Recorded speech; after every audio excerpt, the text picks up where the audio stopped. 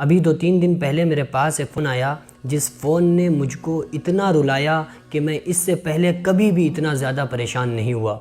اور شاید کہ آپ بھی اس بات کو سن کر اپنے آنسو نہیں روک پائیں گے کہ مجھے اس لڑکی نے فون کیا اور مجھ سے کہا، ایک مسئلہ دریافت کیا۔ کہنے لگی کہ مفتی صاحب، میں جب اپنے گھر پہ رہتی تھی تو میرے والد، میرے باپ جو تھے وہ شراب کے عادی تھے، تو وہ شراب کی عادت میں آ کر، میری ماں تھی نہیں اور میرے گھر میں اور کوئی نہیں تھا، میں اکیلی تھی، میرے باپ تھے، اور وہ ان کی لت ایسی لگی ہوئی تھی کہ وہ بنا شراب کے رہ نہیں سکتے تھے۔ ایک دن وہ شراب پی کر آئے اور انہوں نے میرے اوپر مجھ سے جسمانی تعلقات قائم کرنے کی کوشش کی، اور وہ خاتون روتی جا رہی تھی، اپنی بات بتاتی جا رہی تھی کہ میرے باپ نے ہی میری عزت پر حملہ کیا، لیکن میں نے باپ کو روکنے کی کوشش کی، ہمارا باپ نہیں رکا، یہاں تک کہ میں چیخنے چلانے لگی تو اس نے بہت زیادہ دھمکیاں دیں، اور اس کے بعد اس نے میری عزت کو بہت زیادہ میری عزت کے ساتھ وہ کھیلا۔ اس طریقے سے 1 دن 2 دن بلکہ کئی سال تک ایسا معاملہ میرے ساتھ رہا۔ وہ خاتون کہنے لگی کہ مفتی صاحب، پھر میری شادی ہو گئی، شادی کے بعد اب میں اپنے شوہر کے ساتھ رہتی ہوں، لیکن اب میں اپنے باپ سے نہ ملتی ہوں اور نہ اس کا چہرہ دیکھنے کا میرا دل کرتا ہے، نہ اس سے ملنے کو دل کرتا ہے، نہ اس کے گھر جانے کو دل کرتا ہے، تو کیا میرے اوپر کوئی گناہ ہے؟ تو میں نے ان کو سمجھایا اور میں نے ان کو ایک واقعہ بتایا، لیکن اس سے پہلے آپ یہ سمجھیں کہ آج قوم کہاں جا چکی ہے، یعنی کہ ایک باپ ایسی شرمناک حرکت اپنی بیٹی کے ساتھ، کیوں یہ ایسا کیوں ہوا؟ صرف اور صرف اس وجہ سے کہ 1400 سال پہلے ہمارے نبی صلی اللہ علیہ وسلم نے بتایا تھا کہ شراب تمام برائیوں کی جڑ ہے۔ شراب جب انسان پی لیتا ہے تو پھر وہ بیٹی اور بیوی میں فرق کرنا بھول جاتا ہے، وہ پھر اسے نہیں پتہ رہتا ہے کہ میری بیوی کون ہے، میری بیٹی کون ہے۔ تو یہ بات تو ہمارے نبی صلی اللہ علیہ وسلم نے 1400 سال پہلے بتائی۔ پھر میں نے ان خاتون کو، اس بہن کو میں نے ایک واقعہ بتایا۔ میں نے بتایا کہ ایک مرتبہ حضرت قیس رضی اللہ تعالیٰ عنہ ایک صحابی تھے، اور وہ پیارے آقا صلی اللہ علیہ وسلم کی بارگاہ میں آئے اور آ کر کہا کہ یا رسول اللہ صلی اللہ علیہ وسلم، مجھے اسلام قبول کرنا ہے۔ تو آپ نے فرمایا قیس بڑی اچھی بات ہے، اسلام قبول کر لو، لیکن اے قیس اپنی زندگی کا کوئی ایسا سنگین گناہ، اپنا جرم بتاؤ جس جرم کو لے کر تم آج تک پریشان ہو۔ تو انہوں نے ایک اپنا واقعہ بتایا، کہنے لگے کہ یا رسول اللہ صلی اللہ علیہ وسلم، زمانے جاہلیت میں نے اپنی بیوی، میری بیوی حاملہ تھی، پریگننٹ تھی، میں نے اپنی بیوی سے کہا کہ بیوی اگر لڑکا پیدا ہو تو اس کو پال لینا، لڑکی پیدا ہو تو زمین کے اندر دفن کر دینا۔ یہ کہہ کے میں سفر پہ چلا گیا، لہٰذا میرے یہاں بیٹی پیدا ہوئی تو میری بیوی نے میرے ڈر کی وجہ سے میری بیٹی کو اپنی بہن کے یہاں پالنے کے لیے دے دیا، یعنی وہ بیٹی اپنی خالہ کے یہاں پلنے لگی۔ جب میں واپس آیا تو میں نے پوچھا کہ بھائی کیا ہوا تھا، تو بیوی نے بتایا کہ مرا ہوا بچہ پیدا ہوا تھا، زمین میں دفن کر دیا۔ اس طریقے سے 4 سال گزر گئے۔ حضرت قیس فرما رہے ہیں کہ جب 4 سال کے بعد میں اپنے گھر میں داخل ہوا، ایک دن تو میں نے دیکھا کہ میری بیوی ایک چھوٹی سی معصوم سی بچی کے پاس بیٹھی ہوئی ہے، اس بچی کو چوم رہی ہے، اور وہ بچی بڑی معصوم لگ رہی تھی، بہت بھولی لڑکی تھی۔ تو میں نے سوچا کہ لاؤ میں نے اپنی بیوی سے کہا، حضرت قیس بتا رہے، میں نے اپنی بیوی سے کہا کہ اگر میرے پاس بھی ایسی بیٹی ہوتی تو میں بھی پال لیتا۔ تو بیوی نے کہا اسی کو پال لو۔ تو کہنے لگے کہ جب میری ہے نہیں تو میں کیوں پالوں؟ کہا کہ اس کو پال لو، اب جب آپ کے دل میں بیٹی کا رحم آ گیا ہے تو میں آپ کو سچائی بتا دیتی ہوں کہ یہ میری ہی بچی ہے، جو 4 سال پہلے آپ سفر پہ گئے تھے، میں نے آپ سے جھوٹ بولا تھا کہ مرا ہوا بچہ پیدا ہوا تھا، یہی بچی ہے، اور یہ بچی میں نے اپنی بہن کے یہاں پالنے کو دے دی تھی، وہاں پل رہی تھی، تو لہٰذا جب آپ کی اجازت ہو گئی تو میں اس کو پال لیتی ہوں۔ حضرت قیس نے کہا ٹھیک ہے پال لو۔ وہ بیٹی پلنے لگی۔ کچھ دنوں کے بعد لوگوں نے حضرت قیس کو طعنہ دینا شروع کر دیا، کہنا شروع کر دیا کہ اے قیس، اب تم کسی کو اپنا داماد بناؤ گے، کسی کو سمدھی بناؤ گے، اور تمہارے یہاں بھی بیٹی آ گئی۔ تو ان باتوں کو لے کر حضرت قیس برداشت نہ کر سکے، بیٹی کو لیا اور ماں سے کہا کہ میری بیٹی کو نہلا دو، دھلا دو، اچھے کپڑے پہنا دو، آج کے بعد تم اپنی بچی کی شکل نہیں دیکھ پاؤ گی۔ ماں سمجھ گئی کہ ہمارا شوہر کیا چاہتا ہے، تو وہ نہلانے دھلانے لگی اور روتی جا رہی تھی۔ وہ بیٹی اپنی ماں کی طرف دیکھ کر کہتی ہے کہ میری ماں کیوں رو رہی ہو؟ کس نے تمہیں رلایا؟ آج تک تو میں نے تمہیں روتا ہوا نہیں دیکھا۔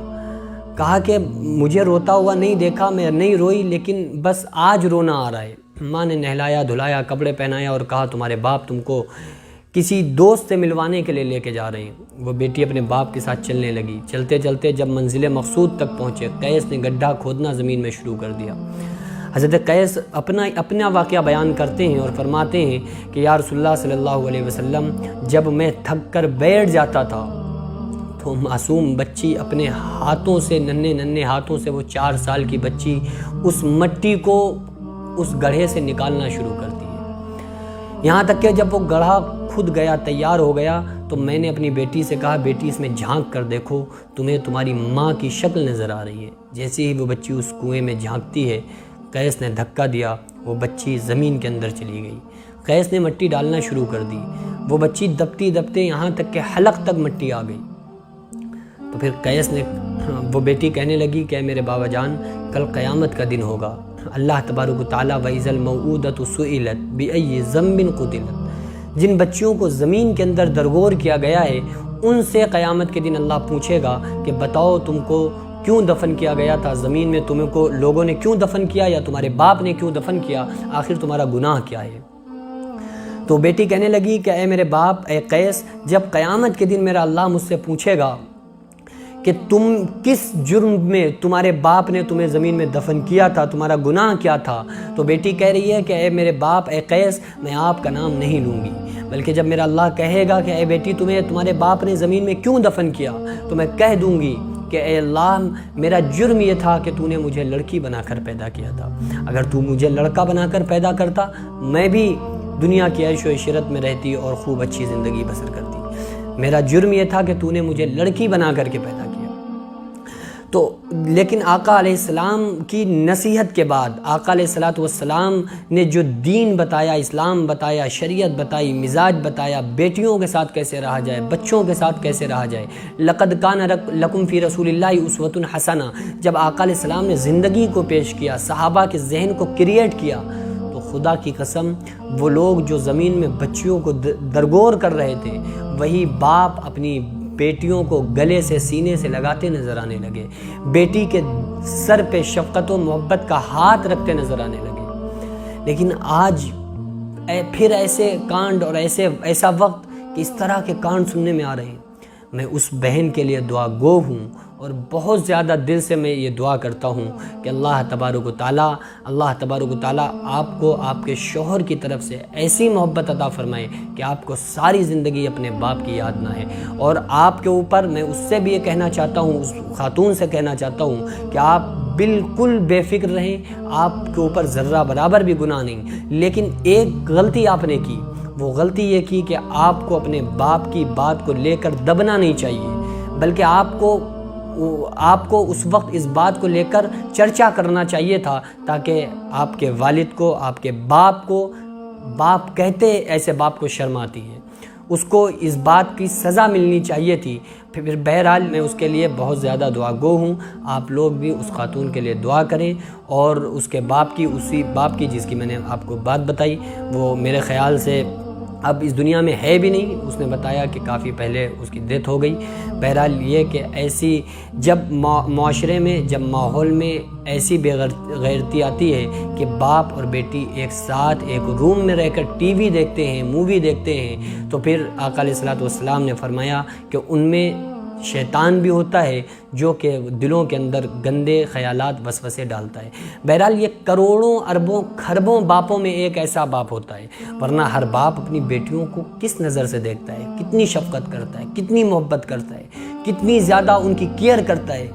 دوسروں کے ہاتھ بیٹی کی عزت خراب نہ ہو ان کو کس طریقے سے باپ پر رکھتا ہے۔ لیکن یہ ہے کہ جہاں پر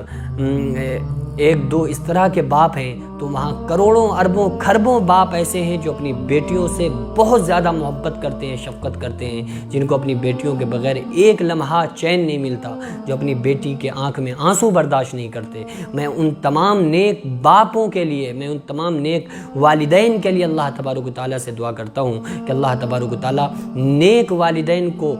والدین کا سایہ بچوں پر قائم و دائم فرمائے، اور خصوصاً ہمارے والدین کا سایہ ہم پر اللہ تبارک و تعالیٰ قائم فرمائے۔ وما علینا الا البلاغ۔ السلام علیکم ورحمۃ اللہ وبرکاتہ۔